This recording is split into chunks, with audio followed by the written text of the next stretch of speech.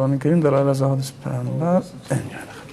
أعوذ بالله من الشيطان الرجيم. بسم الله الرحمن الرحيم. إن الحمد لله نحمده ونستعينه ونستغفره ونعوذ بالله من شرور أنفسنا وسيئات أعمالنا.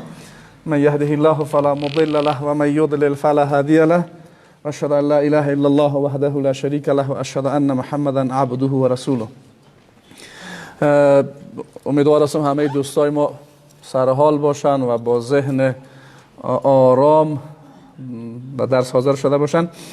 درس امروز ما شما به سلسله درس گذشته هفته قبلی در مورد دلایل بر وجود نظام سیاسی در اسلام از قرآن کریم بود. درس امروز ما شما از سنت پیامبر صلی الله علیه و سلم و از اجماع صحابه و اجماع بعد از صحابه و اقوال علما در این باب، اقوالی که از علمای مسلمان است، اقوالی که از علمای غیر مسلمان است. یعنی مسلمان ها را خو خیر که حتی غیر مسلمان هایی که کمی هم خبر دارن اونا هم نمیتونن انکار بکنن وجود نظام سیاسی در اسلام و تاریخ مختصری از حکومت اسلامی و تاریخ افکار سیاسی در نزد مسلمان ها و در نزد غیر مسلمان ها. امروز عنوان ها را کمی زیادتر میخوایم چون گاهی وقتا ما قاعده ما همیشه کمی کلیات مبحث در 16 درس تکمیل بکنیم، باز اگه زیاد تفصیلی بریم میمونه است بشیم و خاطر مختصر میگم و بعد از کوشش میکنیم کمی زودتر خلاص کنیم که وقت برای سوال جواب گرچه وقت ما هم یالم کم مونده که استادای قار نشه باز نوبت درس از نگیریم. خب شما میدونین اول خو کلمه سنت انشاءالله همه میدونن، آنچه که برای پیامبر صلی الله علیه و سلم نسبت داده میشه از قول و از فعل و از تقریر. پس سنت پیامبر صلی الله علیه و سلم دو بخش داره. ما هم دلایل از این احادیث قولی پیامبر صلی الله علیه و سلم هم میخونیم، باز احادیث فعلی پیامبر صلی الله علیه و سلم میخونیم. بدون مبالغه صدها حدیث ما در کتاب ها و متون معتبر حدیثی داریم که اقوال رسول الله صلی الله علیه و سلم میگه که صراحتا از مسائل چی گپ میزنه؟ سیاسی گپ میزنه و ما نمیتونیم اون رو انکار بکنیم. مثلا حدیث مشهوری که امام مسلم رو روایت کرده از عبدالله بن عمر پیامبر میفرمه منات ولیس فی عنقی بیعة ما میتة جاهلیه. عبدالله ابن عمر رضی الله عنه میفرماید که رسول الله صلی الله علیه و میگه که اگر کسی بمیره و در گردن وی بیعتی نباشه به مرگ جاهلیت مرده. دقت کنید حدیث خیلی واضحه است. منظور از بیعت کدام بیعت است؟ همین بیعتی که صوفی ها پیر خود میکنند، همین بیعت است یا بیعت باز امامدار مسلمان است؟ بیعت باز امامدار مسلمان است. دقت کنید. اما این حدیث هم دقیق تر بفهمین، در مورد این حدیث هم غلط فهمی های هست. اول، هرگاه نظام سیاسی مشروعی که از با روش مشروع ایجاد شده باشه بیعت از او چیست؟ واجب است. نظام سیاسی که چی باشه؟ مشروع باشه و یک نفر از راه مشروع به خلافت رسیده باشه. دقت کنید دو رقم غیر از او باز بحث مورد چی میشه؟ مورد اختلاف میشه. یک گپ دیگه، حدیث درست است که ظاهری حدیث الله داره به این که اگر کسی بیعت نکرده بود به مرگ جاهلیت برده، اما آیا مفهوم از این تکفیر است؟ مثل که خیلی از این حدیث استدلال میکنن عدم تکفیر است، به خاطری که در دوران خود صحابه بر او خلیفایی که خلافتشان یقینی است مثل خلافت ابوبکر رضی الله عنه، کسی که به او بیعت نکرده صحابه او را تکفیر نکرده. دقت کردیم بر خود ابوبکر رضی الله عنه کی بیعت نکرده از جمع صحابه؟ یکی از بزرگان انصار اسمش سعد ابن عباده. سعد ابن عباده او بیعت نکرد چون او انتظاری را داشت که شاید خلیفه شود. وقتی خلیفه نشد اصحابش خلاص بیعت نکرد. الله متعال را ببخشه. دقت کردین؟ پس این فرضیت وجوب بیعت بر زمامدار مسلمان را ثابت میکنه که از طریق مشروع به خلافت رسیده باشه. حدیث دیگه رسول الله صلی الله علیه و سلم است که صحابه میگن دعانا رسول الله صلی الله علیه و سلم، پیامبر صلی الله علیه و سلم از ما طلب کرد که به او بیعت بکنیم. و یکی از مواردی که پیامبر صلی الله علیه و سلم از ما بیعت میگرفت چیز فکان فی ما اخذ علینا ان بایعنا على السمع والطاعه في منشطنا ومكرهنا وعسرنا ويسرنا واثرتنا علينا وان لا ننازع الامر اهله قال الا ان تروا كفرا بواحا عندكم من الله فيه برهان. رسول الله صلی الله علیه و سلم از ما بیعت میگرفت. یکی از مواردی که بیعت میگرفت چی بود؟ این که بیعت بکنیم بر شنیدن و اطاعت کردن به چی کسانی؟ بر زمامداران مسلمان. فی منشطنا و مکرهنا، چی خوشحال باشیم چی خفا باشیم، و عسرنا و یسرنا، چی سختی باشه چی هم آسانی بوده باشه، و اثرتنا علینا، ولو سر ما یک چیز را فشار هم بیارن. و این که و ان لا ننازع الامر اهله، و این که با مردمی که صلاحیت امر در جامعه را دارن با اونها منازعه و جدال و مناقشه نکنین. تا چه وقت؟ الا ان تروا کفرا بواحا، تا که کفر آشکارا از اونها ببینیم. این دارم اندکم من الله فیه برهان، پیامبر میگه تا که در نزد پروردگار برای خود چی داشته باشین؟ برهان و حجتی داشته باشین. رسول الله صلی الله علیه و آله از چی سخن میگه؟ از بیعت کردن، از تعهد سپردن بر زمامدار، از اونها شنیدن و اطاعت کردن و منازعه نکردن تا زمانی که کفر بوا نبینیم. این حدیث از چی سخن میگه؟ از کار سیاسی سخن میگه، از کار یا کار اخلاقی؟ کار سیاسی واضحه که بیعت کردن بوده باشه. خب دلایل دیگه از او رسول الله صلی الله علیه و سلم در این حدیث میفرماید که اگر کسی مسئول زمامدار مسلمان ها شود، این دو حدیثی که قبلا گفتیم متعلق به کیست؟ متعلق به مردم است. احادیث است که متعلق به خود زمامدار است. رسول الله صلی الله علیه و سلم میگه اگر کسی زمامدار مسلمان ها شود و مسئولیت خود را به صورت دقیق انجام نده، بوی جنت هم به مشامش نمیرسه، با وجودی که بوی جنت مسافه بسیار طولانی میره. روایتی کی است؟ روایت بخاری. پیامبر صلی الله علیه و سلم اینجا مسئولیت کی را ذکر میکنه؟ مسئولیت رهبران سیاسی جامعه را. پس در اسلام این مسئولیت هست یا نیست؟ اگر نه پیامبر صلی الله علیه و سلم چون از این گپ میزنه؟ حتی از او کوچکتر یک جامعه بزرگی که در او هزارها و میلیون ها نفر زندگی میکنن در جاش میگذاریم، رسول الله صلی الله علیه و سلم میگه اگر شما در یک سفر، یعنی یک مدت کوتاهی را میخواین در یک جای برین و تعداد دادن 3 نفر هم هست، در می 3 نفر یک نفر براتون چی باید تعیین بکنین؟ امیر تعیین بکنین.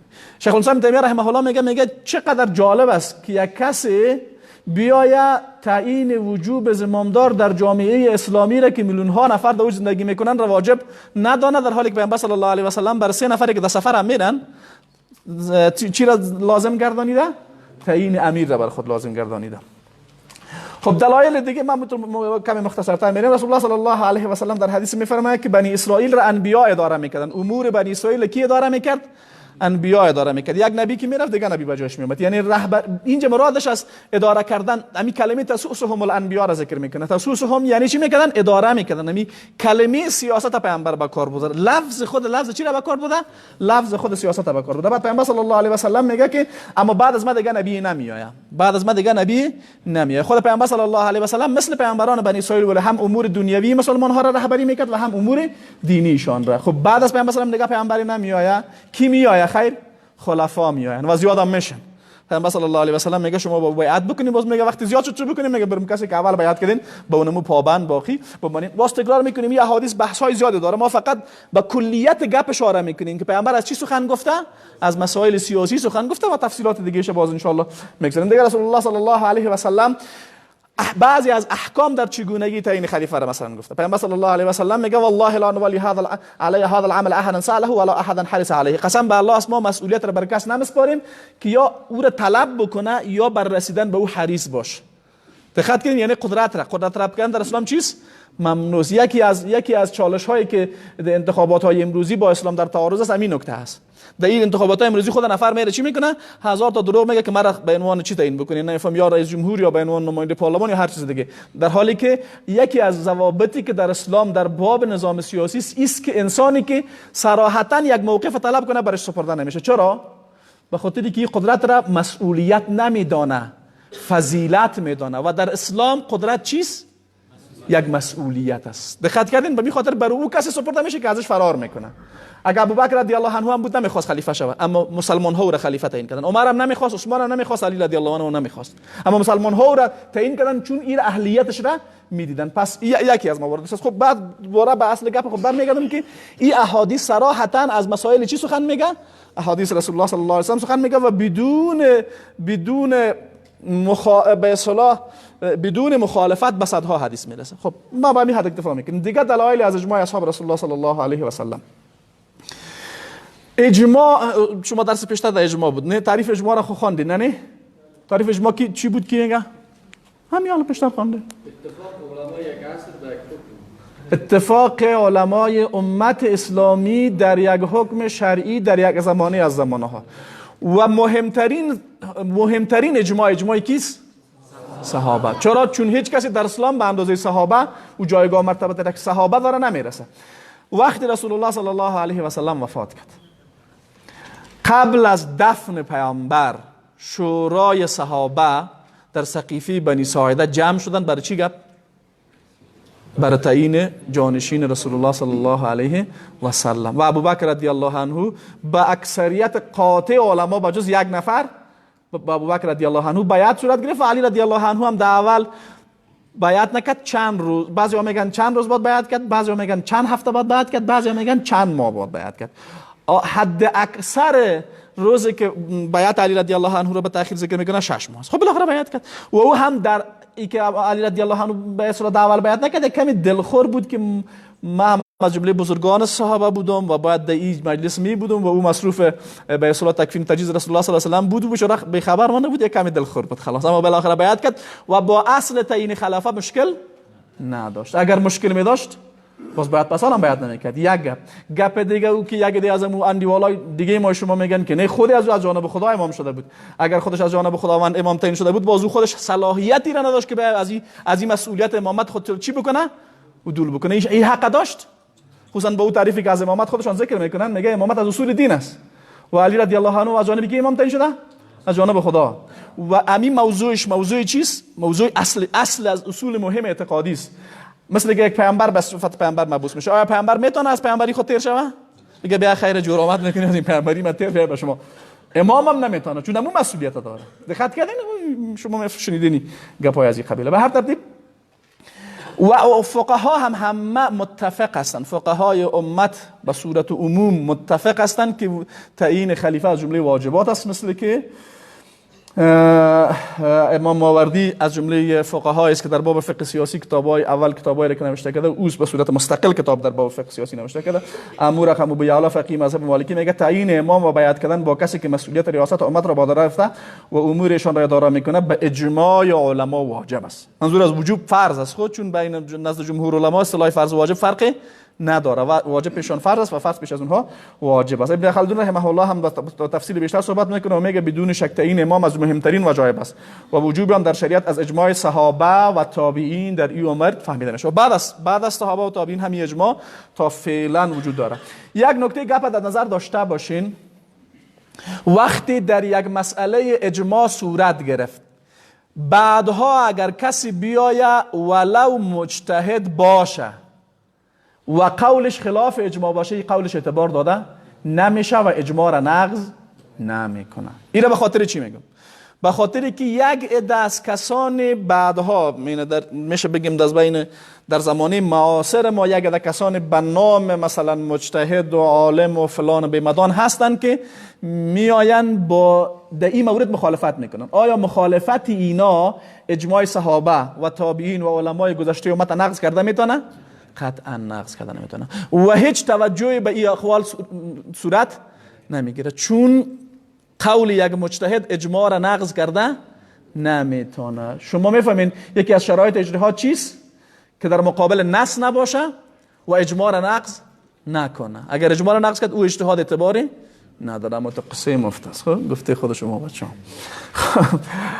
اقوال دیگه علما را هم برای شما میگم. ابن حزم میگه بیشتر استادم در موردش گفت نه. ابن حزم از جمله گفته یک استادم از همون علمای خوب کاکاو زدنی گرچه بعضی اقوال شاذ داره، خوب منهجش هم رقم بود. اونا ابن ظاهری مذهبا یک نکته را دقت بفهمین. مذهب ظاهری از جمله مذاهب اهل سنت است. میفهمین؟ مشهور برای شما در بین مردم چیز مشهور در بین عام مردم میگه اهل سنت چند مذهب داره؟ این دقیق نیست. مذهب ظاهری هم از جمله چیز؟ از جمله مذاهب اهل سنت است، ولو اشتباهات داره.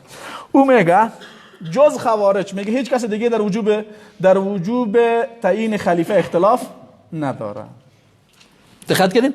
خوارج اونا میگن که کل مردم خودش خوبی بکنه، دیگه ضرورت نیست که امام باشه، به خاطر که از دید از اونها یک نفر که یک گناه کرد کافر میشه. کلامش جمع است دیگه. یک نفر که هیچ کس گناه نکنه دیگه ضرورت نیست که حتما دولت باشه. این رقمی گپا میگه چیزای، چون هیچ کس بعد کار بد نکنه. اما یک گپ ظاهرا خوب به نظر میرسه اما یک خیال است.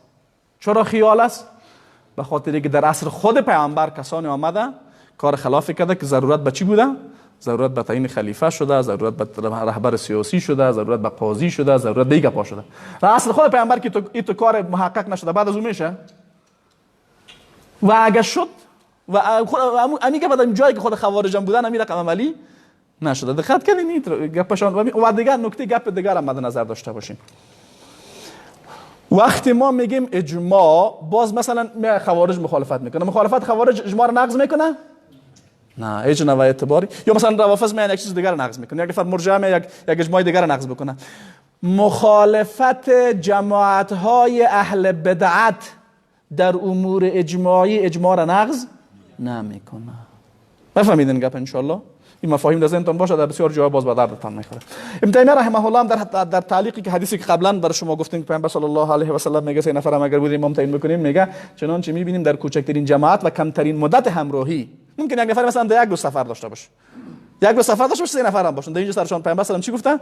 امام تعیین بکنن. اون میگه وقتی در اونجا لازمی بوده تعیین امیر بر واجب گردانیده است و این خود تنبیه است بر وجوب تعیین امام در جامعه بزرگتر از او و در زمان بزرگتر از زمان سفر. دقت کنید هم در سیاست شرعی گپ ذکر میکنم در مجموع الفتاوا. خب اقوال علما وقتی اجماع بود نیاز به نقل علما به صورت فردی نیست. خب ما بازم یک دو علما بر شما نقل کردم، حتی علمای غیر مسلمانی هم که از تاریخ اسلام آگاهی دارن اونا هم این انکار کرده نمیتونن. دکتر این نامه جنه که سخت است، فیلدز گرالد، او میگه اسلام در یک دین خلاصه نمیشه بلکه نظام سیاسی هم است. با وجود اینکه در سالها گپ از این جالب است، ببینن خو کافر برای مسلمان‌ها چی میگه با وجود اینکه در سالهای اخیر برخی از مسلمانان که خود را متمدن و روشن فکر مینامند پیدا شدن که میخوان میان آن دو یعنی دین و سیاست شگاف ایجاد کنند، اما همه کاخ اندیشه اسلامی بر این اساس بنیان نهاده شده است که آن دو بخش لازم و ملزوم یکدیگرند و به هیچ وجه امکان جدایی میان آنها وجود نداره. یعنی یک کافر هم که از تاریخ اسلامی آگاهی داره او هم نمیتونه ایره چی بکنه؟ انکار بکنه. یک کس دیگه به نام استاد نیل، یکی از خاورشناسای غربی، او میگه محمد صلی الله علیه و سلم، او صلی الله علیه و سلم نمیگه، ما شما باید بگیم، او میگه همزمان و همگام دین و حکومت تأسیس کرد و در طول زندگی خود اونها را کنار هم دیگه قرار داد. یک سوال از شما میپرسم، مشهور امیست و یک گپ دیگه مونده او را باید بر شما بگم. ما اقوال احادیث قولی پیامبر در باب چیز گفتیم، در باب سیاست. کی میتونه برای ما یک یا دو دانه حدیث فعلی بگه بر ثبوت وجود نظام سیاسی در اسلام؟ یک تا دو دانه حدیث بگه، حدیث قولی فعلی از پیامبر. بلد نیستین چون شما هیچ بلد نیستین. ای خدایا، پیامبر صلی الله علیه و سلم دوره مکی رو بخی میگماریم، در دوره مدنی چی کرد؟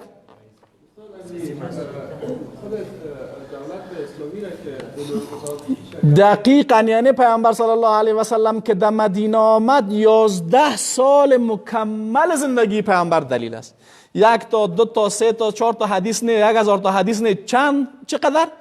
11 سال مکمل زندگی پیامبر در دوران مدنی دلیل چیست؟ دلیل عملی از وجود نظام سیاسی در اسلام است. چرا؟ چون پیامبر که در مدینه آمد چی کرد؟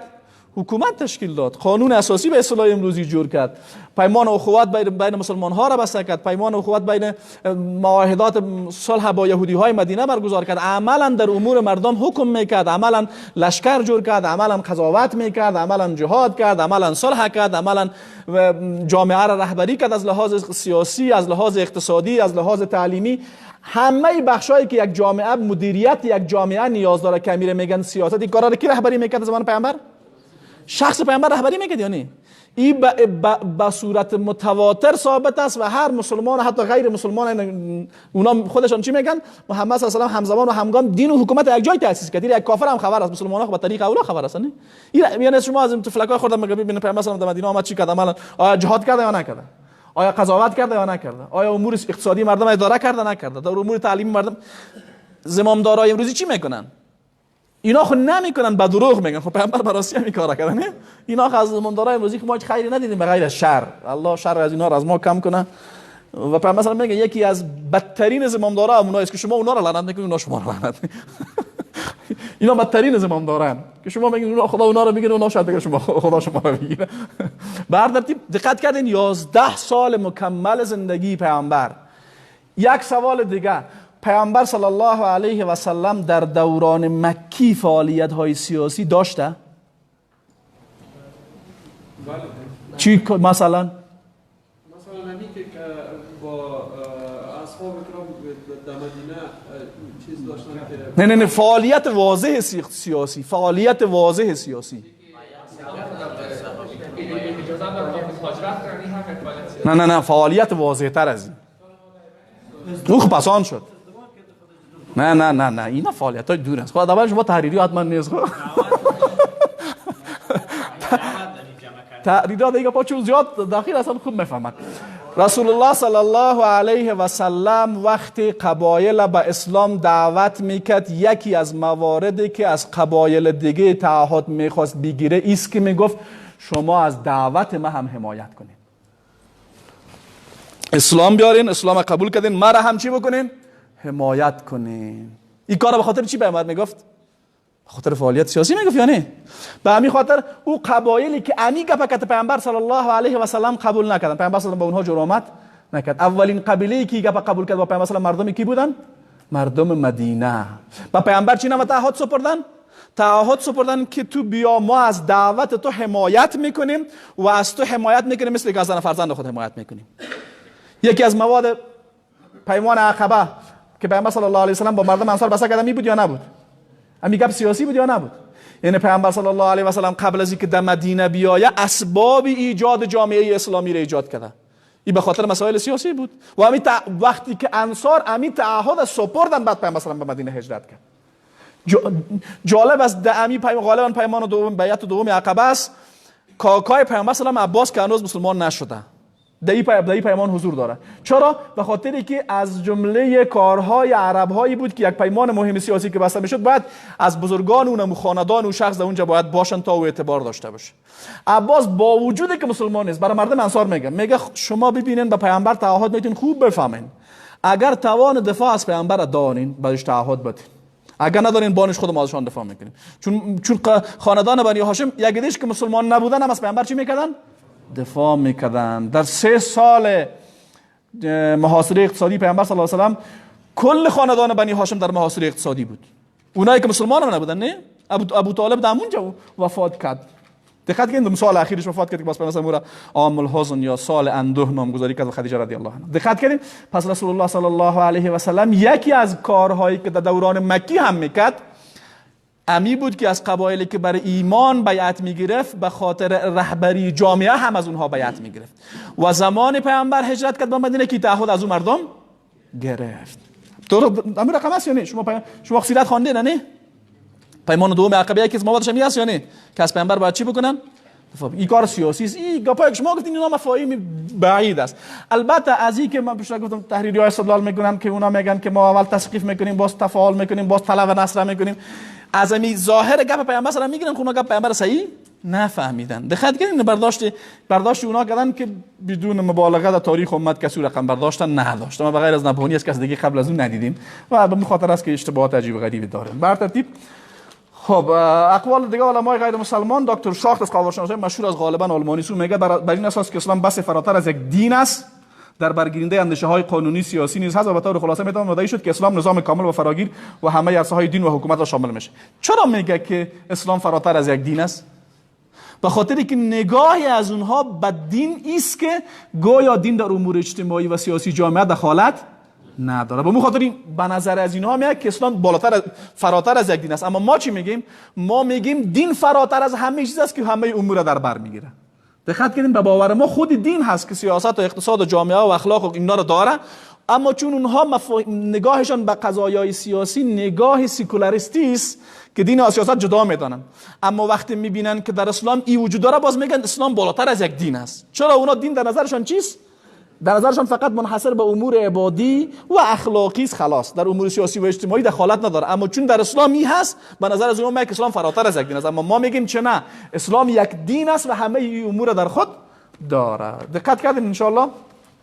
استروسمن یکی دیگه از دانشمندان غالبا از روی نامش شاید نمیفهمم که روسی خواد باشه دیگه. اسلام پدیده است دینی سیاسی، زیرا پیامبر بنیانگذار آن سیاستمدار حکیم و رهبر سیاسی بود. اقوال از این دری بسیار زیاد است. اما یک موضوع دیگه، ببخشید من امروز کم کم تست میگم، خب بازم اگه کس نمیفهمید بعضی گپا را میشه پرسان بکنم. یک به اصطلاح افتخاراتی که فعلا در بین مردم است که مثلا میگه ما در فلانی مورد از شما که خیلی پیشتر میفهمیدیم و پیشتر به این گپا بودیم، تاریخ اینی گپ ما از شما که بالاتر است، امی یک نوع افتخار در بینشون میشه. و یک اصطلاحی که در علوم سیاسی معاصر بحث میشه اصطلاح تاریخ افکار سیاسی است. حتی کتابای مستقل نوشته شده، غالبا در پانزهای حقوق تدریس میشه تاریخ افکار سیاسی. و غالبا در این کتاب و در تحت این عنوان و این مضمون غالبا تاریخ افکار سیاسی غیر مسلمان ها را میخوانند خلاص، و غالبا از تاریخ افکار سیاسی مسلمان ها هیچ کس خبری نداره. در تاریخ افکار سیاسی غربی ها شما میدانین از زمانی که دیدگاه های فلاسفه تدوین شده از امو زمان آغاز پیدا میکنه که اولین فلاسفه‌ای که دیدگاه هایشان باقی مانده و تدوین شده از دوران یونانیان قدیم است. اولین از اونها سقراط بود که از 399 الی 470 قبل از میلاد زندگی میکرد. دیگهش افلاطون از 347 الی 427 قبل از میلاد و بعد از او ارسطو 322. امی اصطلاحاتی که امروز غربی ها دارن امی اصطلاحاتی است که در امو زمان به کار برده شده. مثلا اصطلاح دموکراسی افلاطون ارسطو اینا رو به کار میبره. جالب است غربی ها اقوال خود ریشه اقوال خود به این فلاسفه میرسانن، خود گپای خود از اونها رو نمیگیرن. غالبا اگر من اشتباه نکنم یا از ارسطو یا از افلاطون نقل است، میگن نظام دموکراسی نظام احمقاست. چرا؟ میگه به خاطری که در اکثریت جوامع مردم خوب کم است.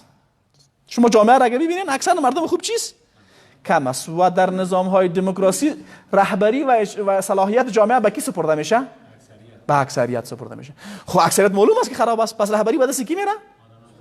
شما چی فکر میکنید در امریکا از ترامپ کلام دیگه آدم بدخواد باشه؟ باور کنین دیوانه است. خب یکی گاهی وقتا ما شما از جو مبالغه میگیم، نه؟ این براستی دیوانه است. اما چی چیزی او را آورده در رهبری سیاسی یک جامعه قرار داده که بزرگترین قدرت نظامی و اقتصادی و سیاسی دنیاست؟ پول. اکثریت. کدام اکثریت؟ اما اکثریتی که در یک برنامه تلویزیونی چپشان راست میشه، راستشان چپ میشه. اما درست یعنی رسانه ها یا اذهان مردم نمیسازن. خب پیسه مصرف میکنن، هر چقدر خوب پیسه مصرف کردی او پیسه هم خود نیست که از راه حلال آورده باشه. شما میفهمید که از تجارت های کلان این ترامپ دیوانه چیست؟ تجارت پورنوگرافی. پورنوگرافی رو میفهم؟ خوب است که نه. تو به پرده دقت کردین؟ و تجارت بسیار پلید. از تجارت های بسیار پلید چی به دست میارن؟ سرمایه به دست میارن. این سرمایه اونها رو میبره در کجا؟ در رهبری سیاسی قرار میده. رهبری سیاسی که بعد از شان آمد خود از اینها مافیای اقتصادی هم میشن. در جامعه ما شما می رقم نیست؟ همین انتخاباتی که پیشتر تیر شده، انتخابات نفهم پارلمانی بود، انتخابات هم نیست، خب مسخره بازی است. همین هر چی که هست. چی کسانی بالاترین رأی از این کابل بردن؟ پیسه دارای بی سواد. اصلا اینا بی سواد. کلانشان در پارلمان شیش تا متن مثل ما خواندن نمیدونم. دیدن نه؟ چی داره؟ پیسه داره. پیسه را از کجا کرده؟ از خیشی کرده؟ امریکایا. نفهمن نه؟ بچه‌ش چی کاره بود؟ بگوی عجیب. تیرا خدا میاره. قراردادی های بگرام داشت. دقت کردین؟ این رقم است. به این خاطر ارسطو از هر کدام از این گنگسا کسی گپش دروغ نیست، راست گفته. خب اما تاریخ افکار سیاسی مسلمان ها از کجا شروع میشه؟ کی میگه؟ تاریخ افکار سیاسی مسلمان ها است. کدام زمان شروع میشه؟ بگه؟ ماشاءالله از ابتدای خلقت انسان. چرا؟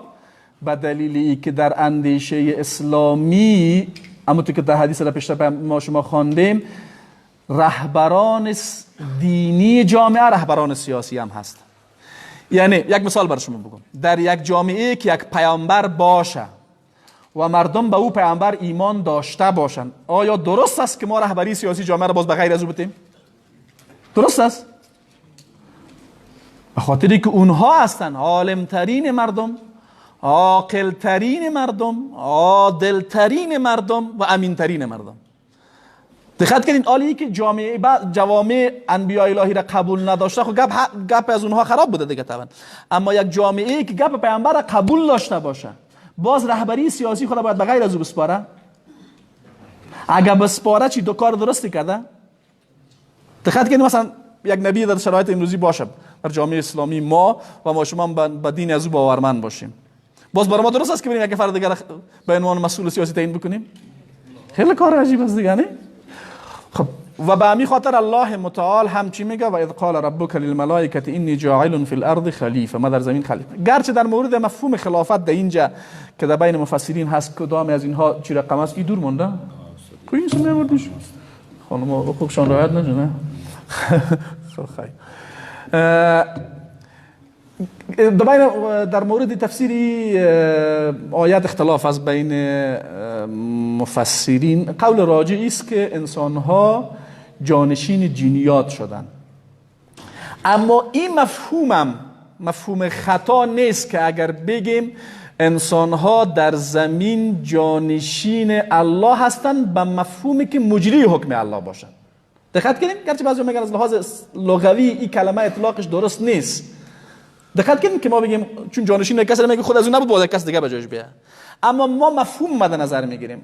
آیا مسئولیت انسانها در روی زمین تطبیق حکم الله هست یا نه؟ همین اگر کسی مفهوم خلافت تعبیر بکنه گپ بده نیست. دقت کنیم و فرض بکنیم این مفهوم بخی نباشه. آیا زمامداران، رهبران سیاسی جامعه اسلامی که پیامبر در میان از اونها بوده، آیا مسئولیت رهبری جامعه را داشتن یا نداشتن؟ آیا موسی علیه السلام بنی اسرائیل رهبری میکرد یا نمیکرد؟ یا داوود علیه السلام، سلیمان علیه السلام؟ ما مطلقاً حدیثی که قبلا خوانیم پیامبر صلی الله علیه و آله میگه کانت بنی اسرائیل تسوسهم الانبیا چی میکردن؟ امور از اینها را. پس از لحاظ تاریخی ما به نسبت غربی ها در مورد ریشه تاریخی فکر ما چیست؟ به مراتب عمیق‌تر و ریشه‌دارتر و سالمتر و صحیح‌تر است. چرا؟ به دلیل از اینکه اینا ریشه گپشان میرسه به کی؟ با چند تا آدمایی که دو تا گپش صحیح، سه تا گپش چیز غلط است. والا سون افلاطون در اون وقت چیز گفته، خب دو تا گپش صحیح، سه تا گپش غلط است. اما از مسلمان ها به کی میرسه؟ به انبیا علیهم السلام، که انبیا علم خود از کجا میگیرن؟ از وحی الهی میگیرن. دقت کردین؟ پس عادلترین و امینترین مردم و عاقلترین مردم اونها. تاریخ فکر سیاسی ما با سلسله انبیا علیهم السلام بستگی داره. خب آله این گپ تنها در امی محدوده خلاصه نمیشه که ما بگیم در آیات قرآن کریم ما دلایل داریم بر ازی که به اصطلاح قرآن کریم ما را دستور داده که باید حکم الله را تطبیق بکنیم. بعضی از احکام قرآن کریم گفته که اگر اونا بدون وجود نظام سیاسی تطبیق نمیشن و اگر کسی حکم الله را تطبیق نکنه خداوند حکمش گفته که موارد کافر، موارد فاسق، موارد ظالم میشه و دلایل زیادی از اقوال عملی پیامبر صلی الله علیه و سلم از زندگی خود رسول الله صلی الله علیه و سلم در سنت عملی ثابت از صحابه در این مورد اجماع. اینا کلش در جایش. عملا در اسلام حکومت اسلامی تأسیس شده. اینو دیگه کس انکار کرده نمیتونه. نه دیوانه هم که باشید انکار کرده نمیتونه. این یک روز دو روز بوده؟ نه. چقدر وقت ادامه داشته؟ 14 قرن. 14 قرن ادامه داشته. از کی شروع شده؟ از رسول الله صلی الله علیه و سلم. گرچه پیشتر گفتیم پیامبر فعالیت‌های سیاسیش در دوران مکی هم بود، اما وقتی پیامبر در مدینه آمد عملا دیگه حکومت اسلامی رو چی کرد؟ تأسیس کرد. سال اول هجری تا سال 11 هجری. رسول الله صلی الله علیه و سلم بعد از خودش چی میگه؟ فعلیکم بسنتی و سنت الخلفاء الراشدین المهدیین من بعدی عدوا علیها بالنواجذ. از سال 11 هجری تا سال 40 هجری دوران خلافت کی هست؟ خلفای راشدین. کس بخواه نخواه، خوشحال باشه خفه باشه. ابوبکر خلیفه شده، عمر خلیفه شده، عثمان خلیفه شده، علی خلیفه شده رضی الله عنهم اجمعین. حکومت کردن. کس دلش خوشحال شد، دلش خفه شد. دقت کنیم و نمونه عینی و حقیقی حکومت اسلامی هم امی دوران است. مثل که در درس اول بر شما توضیحی گپا دادم، اول بود یا دوم. دقت کردین بعد از او بعضی از تغییرات در ساختارهای سیاسی جامعه اسلامی آمد که حتی خود پیامبرم به او راضی نبود. مثل که در حدیث رسول الله صلی الله علیه و سلم میفرماید، میگه الله متعال تا زمانی که بخیر در میان شما هست، بعد از من خلافت به منهاج چیست؟ نبوت است، به منهج خلفای راشدین هست. بعد از او حکومت های چی میآیند؟ خاندانی میآیند، ملوکیت میشه. بعد از حکومت های ملوکیت حکومت های جبابره میآیند. بعد از حکومت های جبابره دوران هرج و مرج در امت است. بعد از دوران هرج و مرج دوباره خلافت به منهاج نبوت میآید. دقت کردین؟ خب ما شما عصر دوران پیامبر گذشت، عصر دوران خلفای راشدین گذشت، دوران حکومت‌های ملوکیت گذشت، حکومت‌های جبابره هم گذشت و برداشت ما است که ما در اوج دوران حرج و مرج امتی و امیدواری هستیم که الله متعال دوباره این امت را به زنده کردن خلافت به منهاج نبوت همونطور که وعده کرده از زبان پیامبرش افتخار ببخشه و این زمان میشه که مسلمان ها دقیقاً فهم درست از دین خود پیدا بکنن و به خاطر اقامه خلافت واقعی اسلامی تلاش بکنن و خلافتشون هم بر معیار روش عملکردگی باشه پیامبر و خلفای راشدین. در ادعا نباید خوشحال باشیم، در ادعا خوشحالی تمثیل شود. خب خلفای راشدین که از سال 11 تا 40 خلافت کردن، از بین از اینها اول ابوبکر رضی الله عنه از سال 11 تا 13 هجری. اذا کامپیوتر کتاب بکنی اول نوشتی رو پس میبری پیش میاره، اینجا سر چپا اومده. از 11 تا 13 ابوبکر رضی الله عنه، عمر رضی الله عنه از 11 تا 23، از 23 تا 35 عثمان رضی الله عنه و بعد از علی رضی الله عنه از 35 اولین خلیفه معاویه رضی الله عنه هست و بعد از او 13 نفر دیگه هستن که 14 خلیفه از اموی ها حکومت کرده و 91 سال میشه، 92 سال. از سال 41 تا 132 چند سال میشه؟ 91 سال 92 سال. 91 سال غالبا میشه. 91 میشه نه؟ 91. خب 14 نفر خلیفه کرده، در بین از اینها آدمای بسیار خوبی هم بوده مثل عمر ابن عبدالعزیز که از لحاظ حکومتداری عین حکومتداری دوران خلفای راشدین دوباره زنده کرده. آدمایی هم بوده که او مزهش نبوده و کارهای خوبی هم ازش سر نزده و اهلیت حکومت هم نداشته مثل یزید الله ببخشش. بعد خلافت اموی ها در نتیجه شورش های داخلی سقوط میکنه، خلافت عباسی ها میآید. از جمع خلفای عباسی 35 نفر حکومت میکنن و سال 132 هجری تا سال 656 یعنی حدود 4 قرن چیز کمتر و بیشتر اینا چی میکنن؟ خلافت میکنن. خلافت عباسی ها با وسیله حملات مغول سقوط میکنن و مرکز خلافت عباسی ها که بغداد بود 3 روز مکمل مغولا مردم قتل عام میکنن. فقط اون مردم زنده میمانه که در زیر آب اصلاب مرده ها خلافت میکنن و اکثریت داشته های علمی مسلمان هم در همین زمان از بین میره. علمای تاریخ میگن دریایی که در بغداد بود از رنگ کتابخانه مسلمان ها که توسط مغول ها در دریا انداخته شده بود چند روز مکمل سیاه بود. یعنی به صدها و هزارها به اصطلاح داشته های فرهنگی و علمی مسلمان ها را مغولا خراب کردن. خب بالاخره از لحاظ عقیدتی پس الله برشان توفیق داد بس به ایمان آمدن و مسلمان شدن، اما اول به خرابی زیاد کردن و بدبختانه غالبا در دوران حملاتی که اونها کردن یک عده از منافقین در داخل جامعه اسلامی با اونها همکاری داشت مثل سید توسی، کسی به نام توسی از روافض بود، خرابی های زیادی کردن و اینا همیشه هم در کنار استعمارگرا بودن. خب بعد از او الله متعال برای کردها توفیق داد که برای اقامه خلافت تلاش بکنن. کردها را میفهمن نه؟ صلاح الدین ایوبی کرد بود. یک قوم هستن که فعلا استعمارگرا اونها را مثل که دیگه جا پارچه پارچه کرده، بعضی از اقوام غیرتمنده کردها هم اقوام غیرتی هستن، اونها را پارچه پارچه کرده بین عراق و سوریه و ایران نیم نیمه ماندشان. اونا مبارزه را شروع کردن، مبارزه زنگی، خاندان زنگی و صلاح الدین ایوبی. بعد ادامه کار از اونها را ترک ها پیش بردن، ترک های عثمانی. سریالش خود دیده باشین. او آغاز کارهایی بود که بر خلافت شد. بالاخره الله متعال بر عثمانی ها هم توفیق داد اینا خلافت ساختن از سال 1230 تا سال 1924 میلادی. میره بعد هجیش دقیق تنبلی کردم که تبدیلش بکنم. بالاخره خلافت اسلامی به صورت رسمی به سال 1924 میلادی، یعنی دقیقاً چند سال قبل؟ آل 2000 چند است؟ 700 سال پیش. نه آدم وقت نمیشه ما شما به چتر شدیم.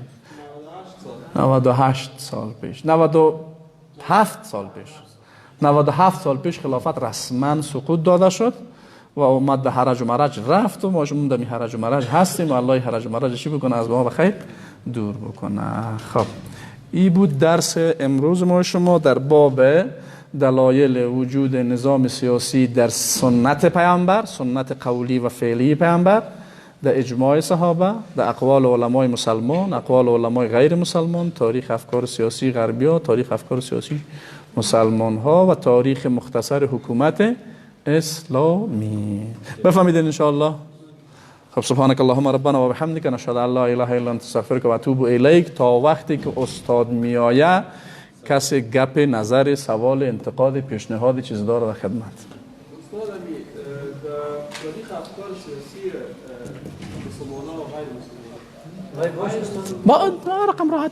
بله. غیر مسلمان ها خو اعضاء سفارات و افلاطون اینا گفته مگر تاریخ خودشان بیتن که از بابل وقت حضرت ابراهیم بودک اونا قبول ندارن اون را باز.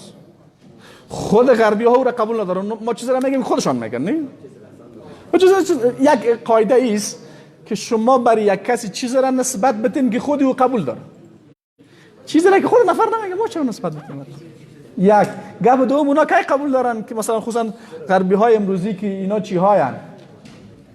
سیکولارایان. اونا کی را قبول دارن که انبیا علیهم السلام چی کردن؟ اینا دوستا میگن من باز اینا جور میکنم. خب پس پیش جور میکنم رفته تا هفته بعد ان شاء الله تاریخ اسلامی را. این 5 دوره از خلافت. نه.